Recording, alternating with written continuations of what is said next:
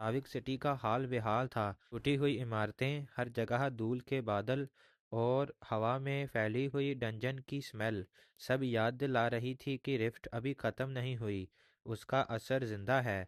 राइनर धीरे धीरे कदम बढ़ाता है, पुराने फाउंटेन के पास रुकता है। पत्थर पर अजीब हल्के चमक वाले निशान। राइनर उन्हें देखकर धीरे से कहता है, ये कोई संदेश है। लगता है जैसे किसी ने ये छोड़ा है। और ये सिर्फ मुझे ही क्यों दिखाई दे रहा है? तभी पिछले दिन वाला लड़का भागते हुए आता है। उसकी सांस फूली हुई है। राइनर उसकी तरफ देखता है, आवाज शांत पर आंखों में तीखी चिंगारी। कहता है, सिर्फ ताकत का कोई फायदा नहीं है, उसे समझना भी जरूरी है। मुझे देखो और सीखो। फिर रिफ्ट हिलती है और उसके काले साए जैसे मॉन्स्टर्स बाहर गिरते हैं। इस बार राविक सिटी में डंजन्स कुछ अजीब सी हैं। डंजन और लेबरियंथ का मिक्सचर सा है। इसमें सिर्फ मॉन्स्टर बाहर गिरते हैं और मॉन्स्टर के मरते ही डंजन अपने आप क्लियर हो जाती है। ये अजीब सा फिनोमिनन पहली बार सिर्फ राविक सिटी में ही देखा गया है। इंफॉर्मेशन के साथ सीन कंटिन्यू होता है और पूरे फोकस के साथ आगे बढ़ता है। पहला वार मॉन्स्टर पर करता है। क्रिएचर का कंधा टूटकर धूल बन जाता है। वह लड़का बस देखता रहता है। नर उससे कहता है, हर दुश्मन सिर्फ लड़ने के लिए नहीं होता, कुछ सबक देने के लिए होते हैं। सीखो किस पर तलवार चलानी है और किस से सीखना है। रूफटॉप पर एक परछाई चुपचाप देख रही थी, ना फ्रैगमेंट जैसा ना इंसान जैसा। नर उसकी मौजूदगी महसूस करता है और कहता है, ये किसी रिफ्ट की एनर्जी नहीं है, ना ये कोई रिफ्ट का हिस्सा है। ये देख रहा है जैसे किसी ने मुझे चुन लिया हो। तभी पीछे से एक नरम आवाज आती है, उसकी माँ की। राइनर, बस करो, इतना मत जेलो, तुम भी इंसान हो। राइनर धीरे से कहता है, अगर मैं नहीं करूँगा तो कौन करेगा? जमीन फटती है, रिफ्ट जोर से धड़कने लगती है और उससे निकलता है एक बड़ा क्रिएचर। उसकी आंखें बिना रोशनी के हाथ बिजली जैसी काली एनर्जी से लिपटे हुए थे। वह लड़का डरकर कहता है, ये तो बॉस लेवल फ्रेगमेंट है। नर के चेहरे पर हल्की स्माइल आती है और कहता है, तो फिर परीक्षा शुरू। मॉन्स्टर सबसे पहले वार करता है। जमीन टूटती है, रेत की तरह उड़ती है। राइनर उससे बच जाता है, पर उस लड़के के बाजू पर एक गहरी चोट लग जाती है। राइनर उसकी तरफ झुकता है। उसके जख्मों पर माना की रोशनी नीली हल्की गर्म। चोट बंद होने लगती है। वह लड़का हैरानी से कहता है, क्या ये हीलिंग है? राइनर धीरे से कहता है, समय पर दिया गया जीवन सबसे बढ़िया हथियार होता है। फिर दोनों खड़े होते हैं। बॉस मॉन्स्टर दोबारा गरजता है। इस बार राइनर पहला वार करता है। मॉन्स्टर का हाथ रुकता है। तलवार घूमती है और एक वार स्ट्राइक एकदम से उसकी शाइन के बीच माना डिस्चार्ज होता है। क्रिएचर की चेस्ट बर्स्ट होती है। अंदर से काले धागों जैसे शैडोज बिखरते हैं, रिफ्ट की हवा में मिल जाते हैं। सब कुछ शांत हो जाता है। सिर्फ एक आवाज़, धड़कन की, रिफ्ट की धड़कन की। राइनर ऊपर देखता है, रूफटॉप पर खाली है। ऑब्जर्वर गायब है और उसकी ओरा अब भी हवा में है। राइनर उसकी ओरा को महसूस करता है और उसे ऐसा लगता है जैसे कोई कह रहा हो, अभी सिर्फ शुरुआत है। मॉन्स्टर के डिफीट होते ही रिफ्ट भी अपने आप गायब हो जाती है। फिर शाम का वक़्त था। राइनर धीरे धीरे कदम बढ़ाता हुआ हर मोड़, हर गली को आंखों से नाप रहा था। उसके साथ चल रहा था वो छोटा लड़का, डी सांस लेते हुए, कांपते हुए।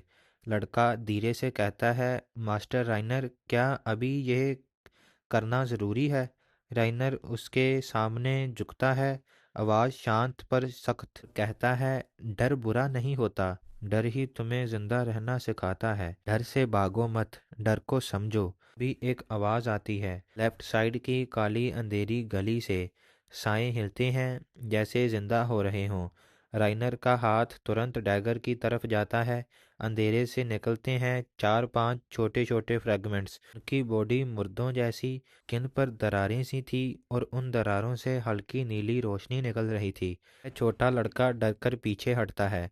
राइनर कहता है, घबराना मत, ऑब्जर्व करो और फिर वार करो। फ्रैगमेंट साथ में झपट्टा मारते हैं। अपना स्टेप लेता है। तलवार की हल्की चमक और एक फ्रेगमेंट का गर्दन टूटकर हवा में धूल बन जाता है। हर मूव जैसे डांस, हर स्ट्राइक मौत के बराबर। वह लड़का भी तलवार उठाता है, पर गलत स्टेप और एक फ्रेगमेंट उसकी तरफ हमला करने आता है। राइनर उसका बाजू पकड़कर खींच लेता है। राइनर कहता है, स्टेप रोंग तो मौत सीधी आती है।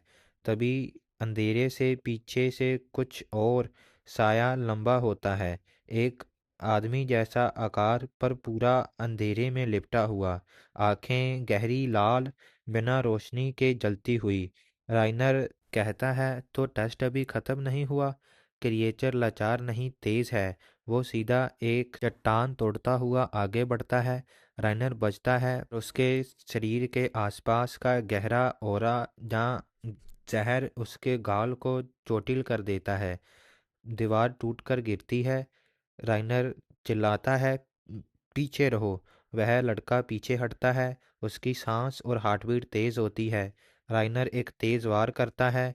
डैगर उस साये के बाजू में घुसता है, लेकिन उसकी एनर्जी अब्जॉर्ब हो जाती है।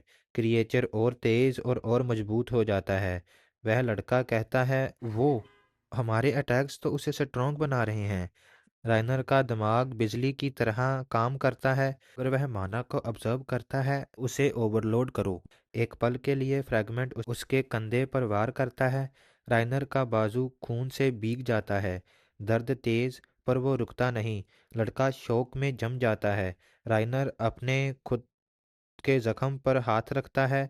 माना गर्म होता है। नीली रोशनी के साथ उसका हाथ, फ्लैश, सब ठीक हो जाता है।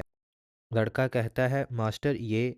राइनर कहता है, हीलिंग तभी काम आती है जब दिमाग लड़ रहा हो, सिर्फ तलवार से नहीं। वापस सामने क्रिएचर गरजता है। इस बार राइनर सीधा अटैक नहीं करता।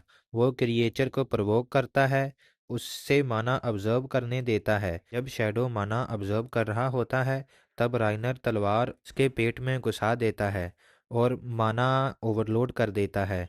क्रिएचर फटकर काले धुएं में बिखर जाता है। बाकी छोटे फ्रैगमेंट्स भी रिफ्ट की हवा में घुल जाते हैं। सब कुछ शांत हो जाता है। राइनर सांस लेता है और कहता है, हर फ्रैगमेंट एक सबक देता है। तुम्हें उस हर लेसन को समझना होगा। उस लड़के का डर धीरे धीरे हिम्मत में बदलता है और वह धीरे से कहता है, मैं अगली बार फेल नहीं होऊंगा मास्टर।